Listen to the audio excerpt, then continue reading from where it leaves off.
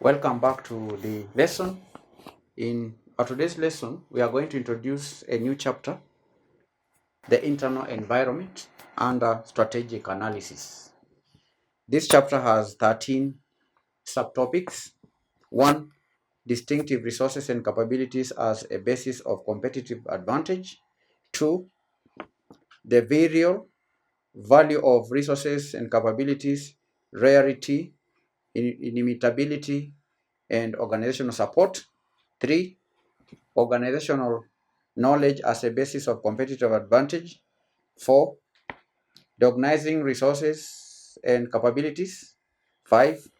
The value chain and value system. 6. Activity systems. 7. Benchmarking. 8. Strengths and weaknesses. 9. The balance scorecard and strategy map. That is the balanced scorecard and strategy map. 10. Critical success factor analysis. 11. Scenario planning. 12. Gap analysis. And lastly, SWOT and the business model. First of all, we will discuss the first subtopic, which is distinctive resources and capabilities.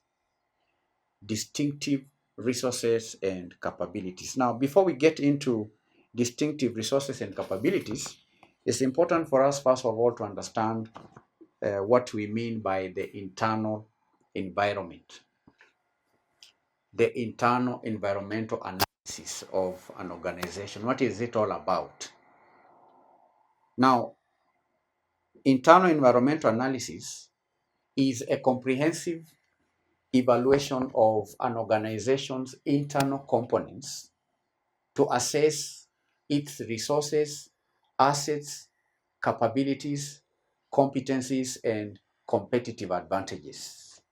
And this analysis helps the management to identify the organization's strengths and weaknesses, enabling them to make informed decisions regarding strategy formulation and strategy execution. And the internal environmental analysis has several components. There are some components or elements of internal environmental analysis, which include: 1, the resources. When analyzing the internal environment, you first of all focus on the resources, which may either be tangible or intangible. Now, the tangible resources are the fixed assets like buildings, equipment, inventory, and financial resources like cash and investments. The other type of tangible resource is of resources is the intangible resources, which include the brand reputation. We have things like intellectual property, like patents, trademarks, and so on. So that is resources. All right. Other intangible resources are the organizational culture, employee expertise, employee skills, but there are also another category of resources which we are referring to as the capabilities. That is the organization's ability to utilize resources effectively and efficiently. Do you understand? So we have resources, number 1, which could be tangible resource or intangible resources. Then we have capabilities, and capabilities are the organization's abilities to utilize its resources effectively through skills, knowledge, processes, structures, procedures, systems, and so on. And examples of capabilities are innovation capabilities, marketing expertise, operational efficiency, customer service excellence. Those are capabilities. Then the third category of resource is the value chain. Value chain is the analysis of the sequence of activities involved in creating and delivering products or services. The chain, all right? The analysis of sequence of activities. And that may involve identifying, value chain analysis identifies strengths and weaknesses at each stage of the value chain, from procurement to customer service. Another component of internal environment is the organizational structure, and that refers to the formal framework that defines how tasks are divided, grouped, and coordinated within the organization, the organizational structure. It involves the evaluation of whether the structure supports the organization's goals, strategies, and so on. So I'm taking time to describe the internal environment so that when we get into the main lesson, which is distinctive resources and capabilities, you'll be able to understand it better. So the key, I've just described the key components of internal environment.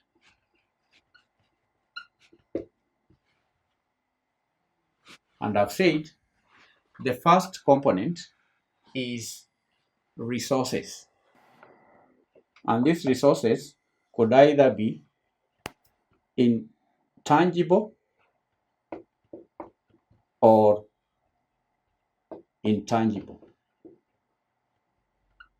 And I've given examples of tangible resources. These are the resources that you can touch with your hands, you can see with your eyes, like this building is a tangible resource, that computer is a tangible resource, the assets, motor vehicles, those are tangible resources. All right, equipment, buildings, land, inventories. Then we also have the financial assets like cash and investments. Those are tangible resources. But there are also intangible resources like patents, trademarks, organizational culture, employee expertise, and so on. So that's the first component of internal environment. The second category of internal environment is what we are calling capabilities. Capabilities. The organization's ability to utilize these resources effectively through skills, knowledge, and processes is what we are referring to as capabilities, and we've given examples. These are innovation capabilities, marketing expertise, operational efficiency, and even customer service excellence. Number three is value chain. Value chain. And value chain, we've said this refers to the analysis of the sequence of activities that are involved in creating and delivering products and services. Then there is the organizational structure as part of the internal environment, which is a formal framework that defines how tasks are divided, tasks are grouped, and how tasks are coordinated within the organization. That is the organizational structure. Number five is organizational culture. The culture of the organization is a part of internal environment. These are the values, the beliefs, uh, the norms, the behaviors that shape employee behavior and decision making. And it involves the assessment of whether the culture fosters innovation, collaboration, and customer focus. Financial performance. is part of it. Financial performance. This is the analysis of financial statements like balance sheet, income statements, the cash flow statements in order to assess the organization's financial health, profitability, growth potential, and so on. So these are some of the key components of an internal environment. You understand? Then let's move on to discuss the distinctive resources and capabilities. Distinctive resources and capabilities. Distinctive resources and capabilities. Distinctive resources and capabilities. What are distinctive resources and capabilities? Now, distinctive resources and capabilities are the unique strengths. From the word distinctive, to be distinct means to be unique. So distinctive resources are the unique strengths that an organization that sets an organization apart from competitors.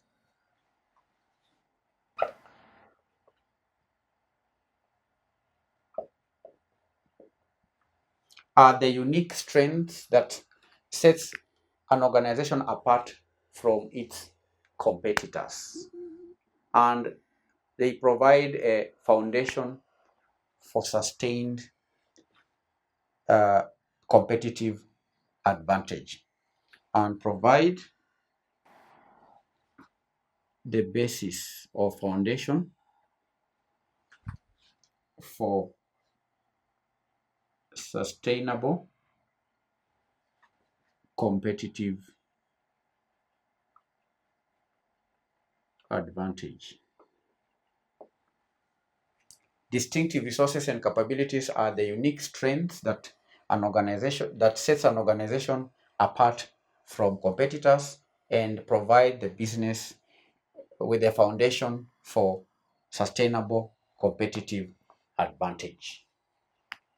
That is the meaning of distinctive resources and capabilities. And these are the cornerstones of competitive advantages. So distinctive resources and capabilities are the cornerstones of competitive advantage. They are the elements that enable a company to create value for customers in ways that are difficult for the rival companies. Distinct strength. So what are the characteristics of distinctive resources and capabilities?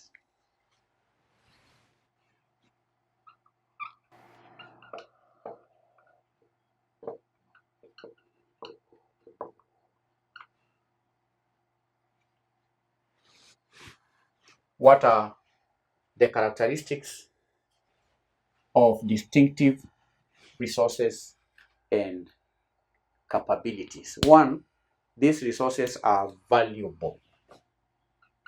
Valuable. They contribute significantly to the organization's ability to meet customer needs and create value. They are valuable resources. Two, these resources are rare. They are not easily available to competitors, making them difficult to imitate.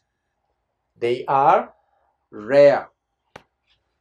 Three, inimitable. The resources are inimitable, meaning they are challenging for competitors to replicate due to their complexity, uniqueness, or historical development. They cannot be replicated by competitors. That's the meaning of inimitable. 4, they are non-substitutable. They are non-substitutable. That is to say that they are not readily available, or we can say there are no readily available alternatives that can provide the same value. They cannot be substituted. There are no substitutes for these assets and resources. Non-substitutable. 5, another feature is that they are organized to capture value. Organized to capture value. The resources are organized in such a way that they generate value. The organization has the necessary structures, processes, and systems in place to effectively utilize and benefit from these resources and capabilities.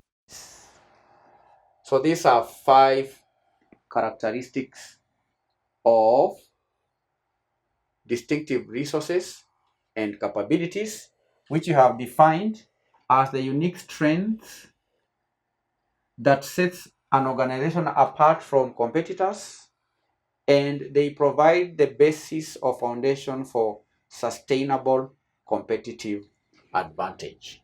The resources are valuable, rare, inimitable, non-substitutable, and organized to capture value.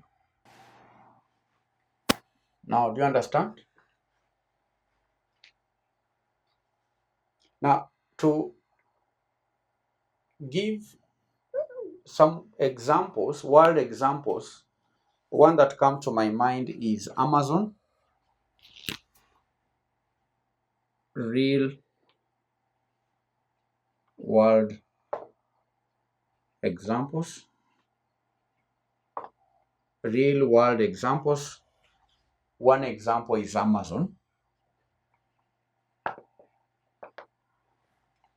Amazon utilizes its efficient logistics and distribution network. It utilizes the vast customer data and focus on customer experience to offer a wide range of products at competitive prices with fast delivery. Efficient logistics, that is a resource, that is a capability. Distribution network, customer data, that is an asset, it is a resource. So Amazon utilizes its efficient logistics, vast data, customer data, and the distribution network, and a focus on customer experience to offer many products at competitive prices. Another example that all of us are common with is Google. Now, Google capitalizes on its cutting-edge search technology. That cutting-edge search technology is a capability. It is a resource. Google also has massive data processing capabilities. It has massive data processing capabilities. That is a capability. Massive data processing is a capability. It also has a culture of innovation that has dominated the online search market. All right? So these are real world examples. Google capitalizes on the cutting edge search technology. It has massive data processing capabilities and a culture of innovation to dominate the online search market. And it has expanded into new areas. I hear they are now doing self-driving cars, and it is one of the top countries, companies that is leading in artificial intelligence. So that's all candidates for distinctive resources. We've defined, first of all, the internal environment of an organization. Then we've gone ahead to define what distinctive resources and capabilities are. We've discussed the characteristics of distinctive uh, uh, resources and capabilities. It is now your turn to do the assignment. 1. How can a company identify its distinctive resources and capabilities that contribute to its competitive advantage? 2. What are the key characteristics that make a resource or capability truly distinctive and valuable for a company? 3. How can a company leverage its distinctive resources and capabilities to create sustainable competitive advantage? 4. What are the risks associated with relying solely on distinctive resources and capabilities? And how can companies mitigate these risks? Bye bye.